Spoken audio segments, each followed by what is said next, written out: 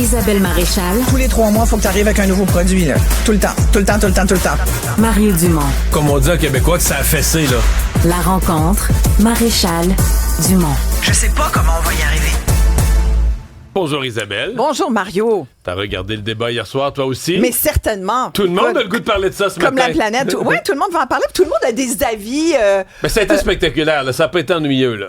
Ça a été, oui, spectaculaire, je sais pas, mais un spectacle, oui, ça c'est sûr. Parce que, écoute, nous, on s'est installés là, tout juste si on n'avait pas de popcorn, puis juste pour... pas? Ben oui. Et toi, t'as dû faire la même chose aussi? Mais pas jusqu'à la fin. Ah, mais non, parce que qu'est-ce que tu veux? Je me lève à 4 heures, j'ai regardé la première heure. Voilà. Quand même. Et puis, écoute, il y a eu même un entracte, on était surprise. Mais bref, tu vois, il y a des gens, il y a deux façons de voir les choses. Il y a des gens qui sont unanimes, qui sont convaincus que ça a changé le cours de l'histoire des États-Unis, que ça a été définitif. Moi, je suis moins sûre de ça. Moi, je pense que, tu sais, Trump a été Trump. Tu sais, quand on dit Trump will be Trump, Trump was Trump, c'était vraiment, il a été sur la défensive. Sur la défensive. Et ça, c'est pas Trump. D'habitude, il est à l'attaque. C'est pas toujours élégant, mais il est à l'attaque. Il a quand même eu le même type de discours qu'on retrouve dans ses assemblées, dans ses quand il va faire des spectacles, justement, auprès de ses fans. Et sa base de fans, je pense, a pas changé d'avis. Il n'a pas changé d'avis. CNN, d'ailleurs, avait, après une espèce de focus group, il y avait une douzaine d'Américains, citoyens supposément représentatifs des États-Unis et tout. Puis, il y avait des partisans républicains, il y avait des partisans de Trump, il y avait des partisans démocrates. Et ceux qui étaient Trumpistes le sont restés et ont pas du tout changé d'idée par rapport à Kamala Harris. Il y a quand même 28% des Américains qui disaient hier, avant le débat, ne pas connaître Kamala Harris. Fait que je trouve que, moi, j'ai aimé, par exemple, moi, j'avoue que je suis team Kamala parce que je trouve que c'est magnifique qu'une femme puisse être présidente des États-Unis, mais je trouve aussi que ça fera de ce genre d'homme politique qui dit des inepties. Hier, il a quand même, puis peu de gens l'ont fait ressortir, mais moi, ça me frappe à chaque fois. Au moins 3 fois hier, il a parlé de l'imminence d'une 3e guerre mondiale. Il fait peur au monde. C'est de grumpy old man. Il fait peur au monde. C'est le bonhomme 7 heures. Tu comprends? Mais Donald Trump. Sur l'avortement, qui est un sujet qui t'intéresse, il a quand même dit, qui est faux, là, mais que là, avec les démocrates, mais c'est terrible. Même des enfants qui sont nés, là, qui sont venus au monde pour être assassinés, c'est comme un avortement post-naissance. Alors que même l'animatrice a dû dire, t'es obligé de un meurtre corriger. dans les 50 États américains, c'est un meurtre, c'est pas permis nulle part, mais c'est quand même des grosses affaires, des affaires énormes à lancer, là. Oui, mais tu vois, ça, il y a des gens aux États-Unis qui vont, dès que Donald Trump dit quelque chose, ils vont le croire. Fait que je suis sûre qu'il a quand même marqué des points hier. C'est pour ça que je pense que, est-ce que ça n'a pas été l'élection de Kamala Harris hier, mais elle a été très bonne. Puis je pense qu'il y a tellement de gens qui se demandaient à quoi s'attendre de cette femme qu'on connaît peu, effectivement. Puis ça, je dirais que c'est la grande faute. C'est relié beaucoup au poste de vice-président, comme si les présidents ignoraient qu'il y avait un vice-président qui était à côté. Je veux dire, depuis 4 ans, on l'a très peu vu, tu sais. Mais c'est ça. Mais c'était vu comme un signe de faiblesse. Peut-être que c'est Biden qui y donnait pas de place. Mais d'habitude, les vice-présidents prenaient plus de place à l'international. Mais dans ce cas-ci, je pense que parce que c'est une femme, on lui a dit, garde, fille, attends, dis rien, puis ça a été Biden. Vraiment. Les mandats qu'on lui a donnés, il y avait une impression qu'elle n'avait pas livré. Elle avait pas. Et reportons-nous au mois de juin, là, c'était pas fort Kamala Harris. C'était une vice-présidente bien ordinaire. On l'a pas vu être allée couper des rubans ici et là sur des petits dossiers, alors que cette femme est très, très, très éduquée. Elle a été procureure des États-Unis. Tu sais, franchement, hier, moi, ce qu'elle a démontré, et beaucoup de gens en doutaient, c'est est-elle vraiment présidentiable? Je pense qu'hier, elle l'a montré, qu'elle était présidentiable aussi. Tu trouves pas que ça a commencé dès la poignée de main? Et c'est ce que j'allais te dire, parce qu'elle s'est présentée. Dès ce moment-là, c'est pas bizarre que Trump se présente. Lui, il allait pas vers elle.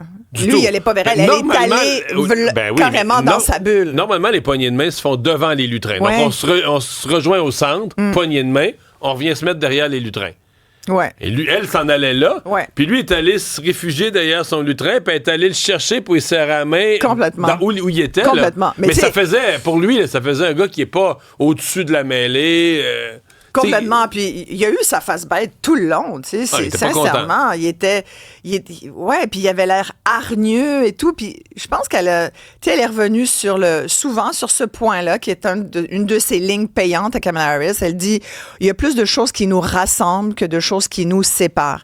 Et ça, c'est une ligne qu'elle répète, elle l'a déjà dit, elle l'a dit dans les entrevues, elle l'a beaucoup dit hier, ça a été dans sa conclusion d'ailleurs.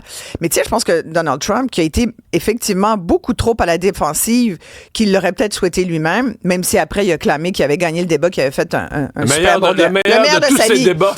Mais tu sais, il a gardé une de ses cartes de dire, mais si vous avez tellement un bon plan, comment ça se fait? Vous êtes là depuis 3 ans et demi, pourquoi vous l'avez pas fait? Pourquoi il l'a pas dit au début? Il l'a dit dans son argument de fin.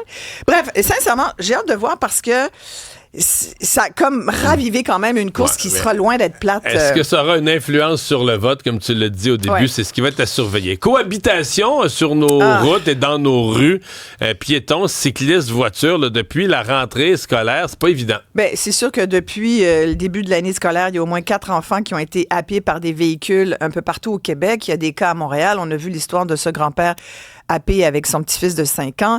Ce qu'il faut comprendre dans cette histoire-là, de ce que j'en comprends en tous les cas, c'est que c'est pas un automobiliste fou là, qui... Non, l'enfant a vu son autobus l'autre bord de la rue puis il a échappé. Voilà. Tu sais, les enfants, ça part vite. Lui, il voit quelque chose, il veut aller ça. Mais ça nous dit quelque chose. Puis le grand-père a voulu aussi, il s'est rendu compte qu'il n'était pas du bon... Je pense qu'il s'est pitché comme bouclier pour protéger l'enfant. Tout à fait. Mais ce que ça veut dire, c'est que c'est difficile de cohabiter. C'est difficile. Moi, tous les matins, là, depuis que je viens au 45 Frontenac, je me dis, mais ça se peut pas. Les camions, il y a du vélo, il y a des piétons qui ont leur téléphone cellulaire, qui regardent pas aussi. Je veux dire, les vélos cyclistes, il faut quand même le dire, les cyclistes, il y en a très peu qui font leur stop. Puis là, je sais que je vais partir une bataille ce matin, puis c'est tant mieux parce que vous m'appellerez à mon émission tout à l'heure. On va en parler, mais je pose vraiment la question. Est-ce que c'est utopique de penser qu'on soit capable de cohabiter? Il faut qu'on cohabite. Il faut que les automobilistes se calment, mais il faut aussi que les cyclistes considèrent qu'ils ont aussi une responsabilité à partager la route. Alors que j'ai l'impression qu'aujourd'hui... Moi, ma thèse, je me fais pas d'amis non plus, mais ma thèse, c'est que automobilistes et piétons, c'est quand même plus simple. Il y a des accidents. Mais les vélos là-dedans, on dira n'importe quoi. C'est extrêmement difficile à insérer parce qu'ils vont tellement vite.